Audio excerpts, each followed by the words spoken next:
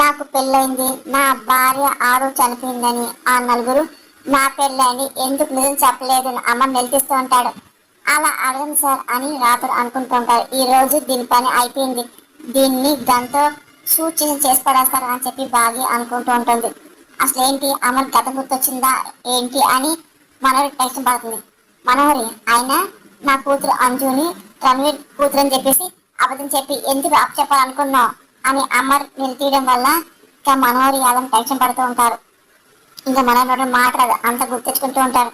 అసలు నీకు రణవీర్కి ఏంటి సంబంధం అని అమర్ ఒకదాని తర్వాత అన్ని నిలదీస్తూ ఉంటాడు. చెప్పు మనోహరి అని చెప్పి అమర్ గట్టిగా అరుస్తూ ఉంటాడు. మనోహరి బయటపోతూ ఉంటుంది.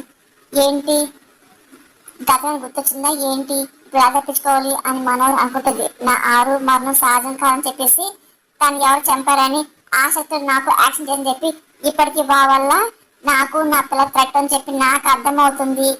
అసలు ఆ శత్రువు ఎవరు చెప్పు మనోహరి అని చెప్పి అమర్ అడుగుతూ ఉంటాడు. కానీ మనం భయపడుతుంటుంది. ఈ ప్రశ్న సమాధానం కావాలి, నీలో ఎవరు నాకు చెప్తారు అని చెప్పి అమర్ అందరు అడుగుతూ ఉంటాడు. ఏం రాతోడు నువ్వు చెప్తావా, చెప్పు బాగి నువ్వు చెప్తావా అని అమర్ అనగానే ఆ రాక్షసు నోటి నుండి నిజాలు బయట రావాలని చెప్పి బాగా అనుకుంటుంది. ఓ నువ్వు చెప్తావా యాదమ్మ అని అమర్ అన్న మాటలకి పండిస్తుందని నాకేం తెలుస్తుంది సార్ అని యాదవ్ అన్న. ఇక నువ్వే చెప్పాలి మనోహరి, నాతో ఎందుకని అబద్ధాలు చెప్పావు చెప్పు అని అమర్ గెలిపిస్తూ ఉంటాడు. ఇంకా మనోహరి బయటపోతుంది. కానీ ఇంకా ఏం అర్థం కాదు, టెన్షన్ పడుతుంది. ఇదిగో నా టైం వేస్ట్ చేయకు, నా ఓపికని పరీక్షించుకో, నా సంగతి నీకు బాగా తెలుసు, మరి నిజం చెప్పు అని అమర్ నిలదీస్తూ ఉంటాడు. ఏమని చెప్పను, ఇదంతా నీకోసం చేసని చెప్పి ఎలా చెప్పాలి అని మనోహరి అంటూ ఉంటుంది. అంటే ఆ టైంలో అసలు నిన్ను కాపాడడానికి నాకు ఇంతకు మంచి వేరే దారి లేదని చెప్పాలా ఏంటి అని మనోహరి కవర్ చేస్తుంది. ఆహా అని చెప్పి యాదమ్మ నవ్వుతూ ఉంటుంది. అంటే గతం మర్చిపోయావు, నీకు నీకే గుర్తు రావాలని చెప్పేసి మేము గుర్తు చేస్తే నీ ప్రాణ ప్రమాణం చెప్పి డాక్టర్ చెప్పారు. అందుకే నువ్వు నా ప్రాణ స్నేహితురాలు ఆరు భర్తవి, అది బతుకున్న సేపు నన్ను బాగా చూసుకుంది, నిన్ను అలా చేసి ఆరు చనిపోయింది, దాని స్నేహితులు నేను కాపాడుకోసం బాధ్యత నా మీద ఉంది కదా అమర్ అన్న మాటలకి అబ్బో అని చెప్పి యాదమ్మ అనుకుంటుంది. ఇంకా రాతోడు బాగికి ఏం అర్థం కాదు, షాక్ చూస్తూ ఉంటారు. ఆరు చనిపోయి చెప్తే నువ్వు బండి చెప్పి తన గురించి నేను ఏం చెప్పలేదు అని మనోహర మాటకి అమ్మో అని చెప్పి రాతోడు అనుకుంటూ ఉంటారు. ఆ నగు తల్లి పిల్ల అని చెప్తే నువ్వు తప్పని చెప్పేసి అలా అనాథని చెప్పి చెప్పాను అని చెప్పి మనం కవర్ చేస్తూ ఉంటుంది. ఇంకా ఏడుస్తూ ఇదిగో అంటే నీ కథ మర్చిపోయావు, నీకు తోడు అవసరం అని చెప్పేసి నీకంటూ నీకోసం ఒక మనిషి ఉందని చెప్తే నువ్వు తొందర కోరుకుంటా అని చెప్పేసి నేను ఆరుతో స్నేహ బంధాన్ని పక్కన పెట్టి మనం ప్రేమించుకున్న పెళ్లిసుకొని చెప్పేసి అబద్ధం చెప్పాను అమ్మ అని చెప్పి మనోహరి ఇంకా అబద్ధం ఆడుతుంది. ఇంకా రాతోడు బాగా సైజ్ చేస్తుంటాడు. బాగా కూడా షాక్ అయిపోతూ ఉంటుంది. ఇంకా అమ్మని ఇంకా ఏం మాట్లాడబోతుంటాడు. నేను ఏం చేశాను నీకోసం చేశాను అమ్మ, అయినా నాకు ఇంట్లో షెల్టర్ ఇచ్చిన ఆరు కోసం నేను చేశాను అని చెప్పి ఏడుస్తూ ఆ చనిపోయినప్పుడు నిన్ను ఇంటిని జాగ్రత్తగా చూసుకుంటున్నాను నేను అని మనల మాటకి బాగా షాక్ అవుతుంది.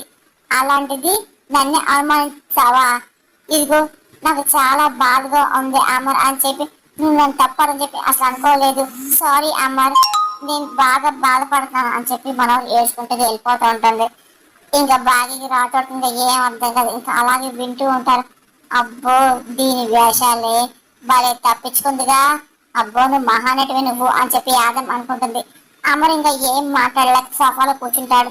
ఇంకా అలాగే బాగి రాత్రి ఒకరు చూసుకుంటారు. చ ఆ రాక్షస్ మళ్ళీ తప్పించుకుంది సమ్మా అని రాతోడు అనగానే అది అంత దొరికితే అది మనం ఎందుకు అవుతుంది రాతోడు అని బాగా అంటుంది. ఇప్పుడు కానీ దొరుకుంది అనుకున్నా తిమ్మిని బొమ్మిచ్చేసి మహానటిలాగా కన్నీళ్ళు కాచి వెళ్ళిపోయిందిగా అని చెప్పి రాతోడు అనగానే దాని మొసం కన్నీళ్ళు ఆయన ఎంతవరకు నమ్మాలో అసలు ఆయన ఎంతవరకు నమ్మారో కూడా మనం ఆలోచించుకోవాలి అని చెప్పి బాగి అంటూ అసలు మనోహరి ఇంత పెర్ఫార్మెన్స్ చేశాక సార్ ఆశపడ్డట్టున్నాగా మిస్ అమ్మ, మనం చెప్పి నిజం చెప్పి నమ్మేస్తారేమో అని చెప్పి రాతాను. కానీ అదే జరిగిందనుకో మనోహరికి ఇంకొక కొన్ని రోజులు ఇంకా ఫుడ్ షెల్టర్ దొరుకుతాయి అని చెప్పి బాగి అనగానే చూడు సార్కి మొత్తం గుర్తొచ్చిన రోజు మనోడికి భూమి మీద నోకలు ఉండాలి అని చెప్పి రాత్రి బాగా అనుకుంటారు. వెళ్ళిపోతూ ఉంటారు.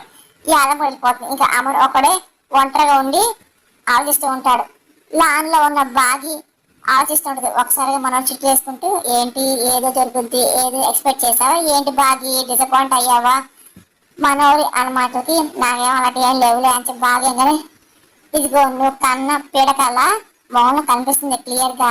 ఆరు పిల్లలు గుర్తొచ్చింది, నీ తర్వాత పెళ్లి బుజ్జం గుర్తొస్తుంది చెప్పేసి ఆరుని చంపింది ఆమె యాక్షన్ చేసి నేనని చెప్పి గుర్తొస్తుంది చెప్పి నన్ను ఇంట్లో తన్ని తరిమేసిన ఆశపడ్డావుగా అని మనరంగానే ఆ రోజు ఎన్నో రోజులు లేవులే మనవరి అని బావి అని మాటకి ఆ రోజు ఎప్పటికీ రాదు, నీకు అసలు అంత అదృష్టం లేదు. ఇదిగో ఇంకా చెప్పాలంటే అమర్ తలరాత్రులు నువ్వు అసలు రాసే పెట్టలేవు, నీ తలరాత్రిలో కూడా అమర్ లేదు. నువ్వు ఎంత దురదృష్టం అంటే నువ్వు పుట్టక ముందే నీ యొక్క ఆరు ఇంట్లో వెళ్ళిపోయింది. అది ఒక్కసారి బతికినప్పుడు దాన్ని ఒకసారి కావాలా ఏది నీకు ఏదో అక్కమ్మడు దిక్కనట్టు ఏదో నీకు కొంచెం టైం బాగుండి మీ అక్క చనిపోయాక అమ్మని మీద పెళ్లి చేసుకున్నావు. ఇదిగో ఆ తర్వాత బుజ్జం పుట్టాక 5 ఏళ్ళు అమ్మకి నువ్వు దూరంగా ఉన్నావు.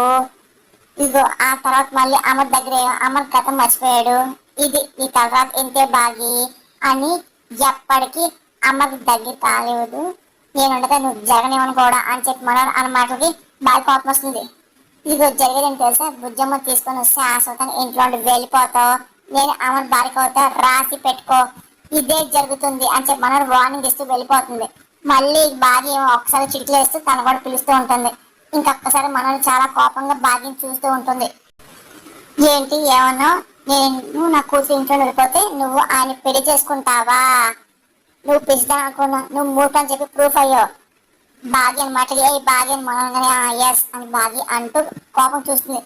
ఇదిగో ఈ ప్రపంచంలో మించిన నీలాంటి ఫుడ్ ఇంకా ఎవరు ఉండర్లే, అసలు తల్లో బ్రెయిన్ ఉందా బంకమట్టు ఉందా మనవరిని భాగ్యం కానీ ఏంటి మాట్లాడుతున్నావు, నా తెలివిని అంటున్నావా అని మనగా నీది ఒక తెలివి. ఇందాకేమన్నా ఏంటి ఆయన తర్వాత నేను నా తర్వాత ఆయన లేరని చెప్పి అన్నావా, అసలు నీ పీత బొర్రు ఇంతే అర్థమైందా మనోహరి అని బాగానే నాటి పీత బొర్ర ఏంటి ఏం మాట్లాడదు మనోహరిగానే, లేకపోతే ఏంటి నీదేంటి ఐస్ క్రీమ్ బొర్ర అనుకుంటున్నావా, అసలు నీ తలరాట్లోనే ఆయన లేడు అందుకే నేను చూడడానికి వచ్చి మా అక్కని పెళ్లి చేసుకున్నాడు అని ఒక్కసారిగా బాగా గుర్తు చేస్తూ ఉంటుంది.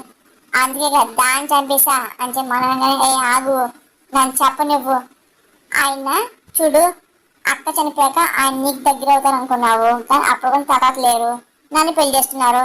ఇక 5 ఏళ్ళు తర్వాత అంట అది నా తలరాత విధిరాత కాదు, ఆయన మీద నా పిల్లల మీద ఉన్న ప్రేమ, అందుకే మేము మళ్ళీ దగ్గర అయ్యాము అని బాగా మళ్ళీ మనం మాట్లాడుతుంది. ఏ ఆగు ఇంకా ఉంది మమ్మల్ని పెడితే అని చెప్పి నీ గురించి తెలుసుకుని చెప్పేసి నువ్వు ఆయన కూడా చంపాలనుకున్నావు అని చెప్పి మొత్తం గుర్చేస్తూ ఉంటుంది.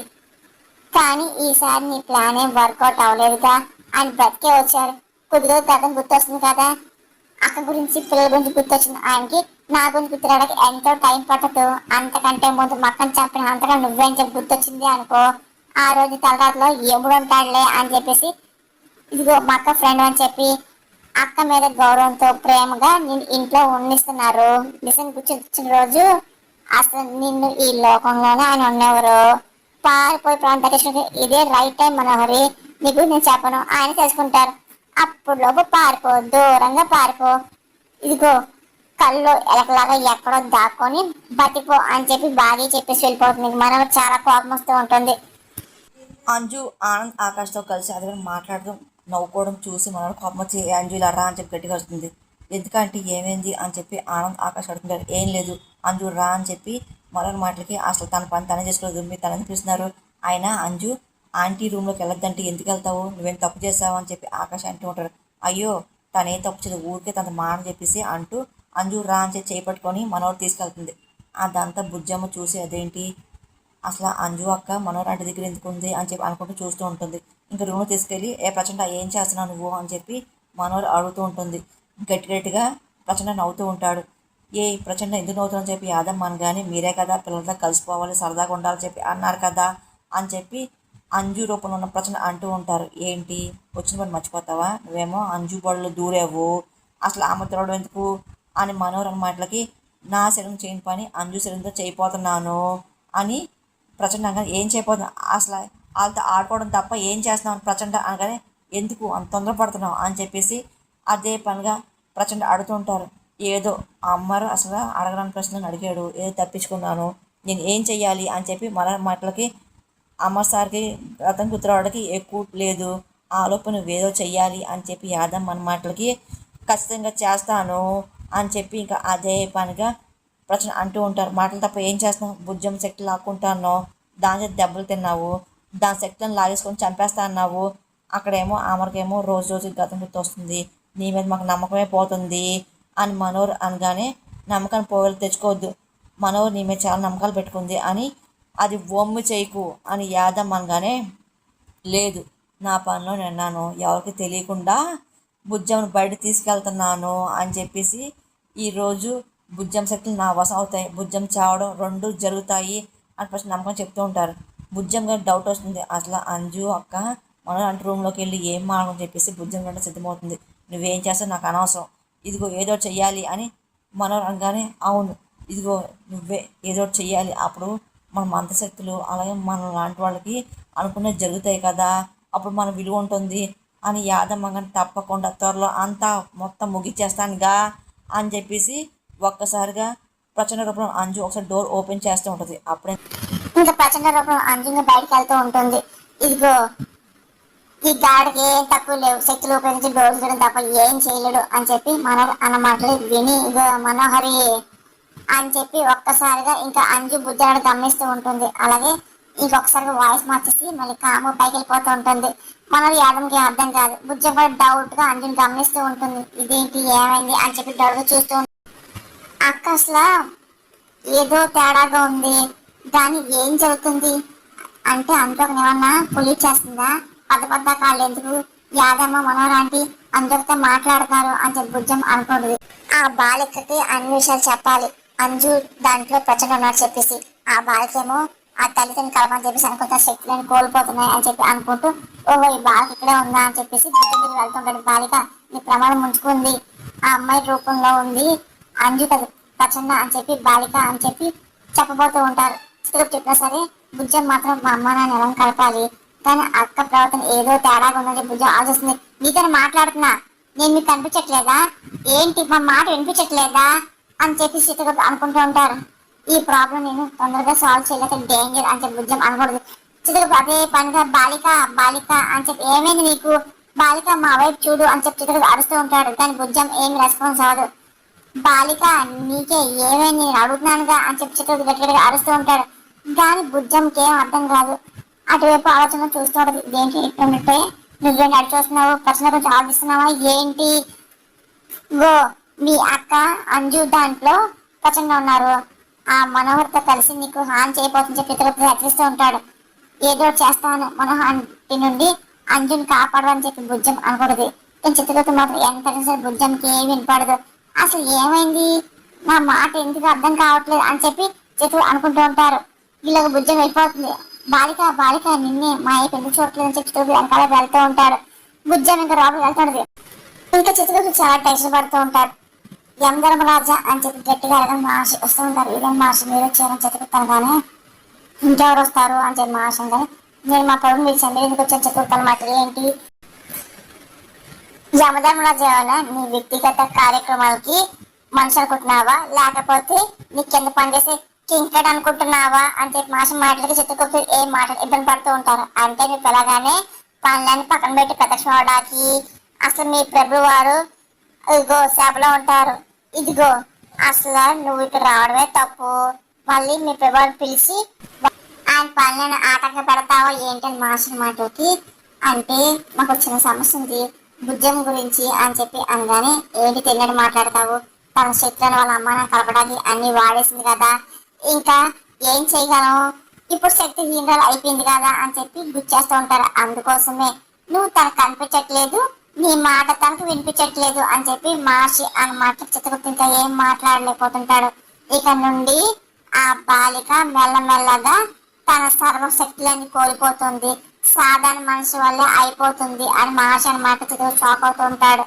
మహర్షి కానీ అట్లా అయిందనుకో ఆ శరీరంలో ఉన్న ఆరుని అలాగే శక్తులని వసం చేసుకున్న ప్రచండ అనుకుంటాడు, అలాగే చంపాలనుకుంటాడు కదా, అలాగే మనవరు చంపాలనుకుంటుంది కదా చెప్పి చిత్రుని మాటకి అది మన సమస్య కాదుగా వదిలేని చెప్పి మాసం మాట అదేంటి తను ఆనాటి అని చెప్పి చిత్రుని మాటకి ఓ అప్పుడు మీ సోదరి అంటావు అంతే కదా, ఇదిగో నువ్వు దైవజనానివి, ఈ మానవుని వాళ్ళే భవబంధార్ అనే వాళ్ళలో చిక్కుపడిపోతావేంటి అని చెప్పి మహర్షి హెచ్చరిస్తూ ఉంటాడు.